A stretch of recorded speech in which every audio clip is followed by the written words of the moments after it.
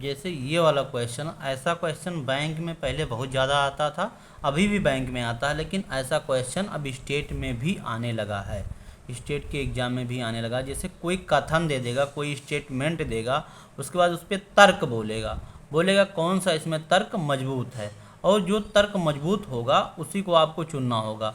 ऐसा भी ऑप्शन रहेगा इनमें से कोई भी तर्क मजबूत नहीं है, या दोनों तर्क मजबूत हैं, या केवल पहला वाला मजबूत है दूसरा नहीं है, या केवल दूसरा मजबूत है पहला नहीं है।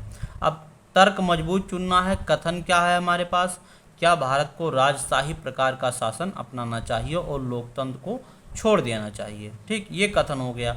अब तर्क क्या किए जा रहे हैं, हाँ, देश में राजनीतिक अस्थिरता और संघर्ष से बचने के लिए यह आवश्यक है। ठीक, चलिए हम थोड़ी देर के लिए मान लेते हैं हाँ कि राजनीतिक अस्थिरता नहीं रहेगी। जैसे राजनीतिक अस्थिरता इसलिए नहीं रहेगी कि इसी पहले क्या होता था, आज के 25 साल पहले 30 साल पहले सरकारें जब बनती थी, हाँ 90 के दशक में, तो सरकारें गिर जाया करती थी। पता चले कि 6 महीने, साल भर, 2 साल बाद फिर चुनाव हो रहा है। जब चुनाव होता है तो महंगाई बढ़ती है, फिर जनता के पैसे से ही चुनाव होता है, उसके ऊपर टैक्स लगाया जाता है।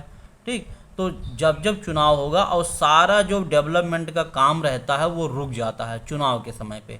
देखते ही होंगे, बोला जाता है आचार संहिता लग गया है, आचार संहिता लग जाने पे कोई भी डेवलपमेंट का कार्य नहीं किया जाएगा उस सरकार के द्वारा। जब अगली सरकार आएगी तभी कोई डेवलपमेंट का काम होगा फिर से। ठीक, तो ये तो मैं मान सकता हूँ राजनीतिक अस्थिरता नहीं रहेगी। कोई 2 साल सरकार चला रहा है, कोई 4 साल, कोई 5 साल, मतलब ये नहीं रहेगा। कोई 10 पार्टियां मिलकर सरकार बना रही हैं तो उसमें कोई घोटाला कर रहा है, जैसे मनमोहन सिंह के समय पर हुआ, बहुत सारे घोटाले हुए क्योंकि बहुत सारी पार्टियां मिलकर सरकार चला रही थी। और उसमें क्या होता है, अगर आप प्रेशर बनाओगे दूसरे पार्टी के ऊपर कि भैया घोटाला मत करो, तो वो कहेगा हम आपसे समर्थन वापस ले लेंगे। मतलब ये सब चीज़ें नहीं होगा अगर राजशाही आ जाएगी तो। अब चलिए दूसरे वाले में क्या कमी है। ठीक, नहीं, यह हमारे सामाजिक सांस्कृतिक जीवन को प्रतिकूल रूप से प्रभावित करेगा। तो मजबूत तो दूसरा वाला है। कैसे मजबूत है कि देखिए, राजशाही जब भी आएगी, यहाँ पर थोड़ा सा दिमाग लगाने वाले ये सवाल होते हैं। राजशाही अगर आ गई तो आप उससे छुटकारा नहीं पा सकते। राजा का ही लड़का राजा बनेगा। ठीक, और फिर उसका बेटा, फिर उसका बेटा, और चाहे वो पागल हो, चाहे वो दिमाग से कमज़ोर हो, हैं, चाहे वो अपंग हो, चाहे जिस तरीके का हो, हैं, चाहे वो क्रूर हो, अत्याचारी हो, तानाशाही हो, आपको सहन करना ही पड़ेगा। उसी परिवार में ही सत्ता रहेगी। लेकिन लोकतंत्र में ऐसा नहीं है। मान लीजिए अभी भाजपा की सरकार है, अच्छा काम नहीं कर रही, आपके पास मौका है 5 साल बाद रहता है कि आप उसको हटा दीजिए। कांग्रेस की सरकार है, अच्छा काम नहीं कर रही है, तो आप उसको हटा दीजिए। कम से कम आप 5 साल बाद छुटकारा तो पा सकते हैं, लेकिन राजशाही में उससे आप छुटकारा नहीं पाएंगे। वो जिसको बोल देगा कि इनको फांसी, तो उनको फांसी होनी ही होनी है। अभी क्या है, अगर मान लीजिए सरकार आपको दंडित कर रही है, जेल में डाल रही है, ठीक, अत्याचार कर रही है आपके ऊपर, तो आप अदालत में जा सकते हैं।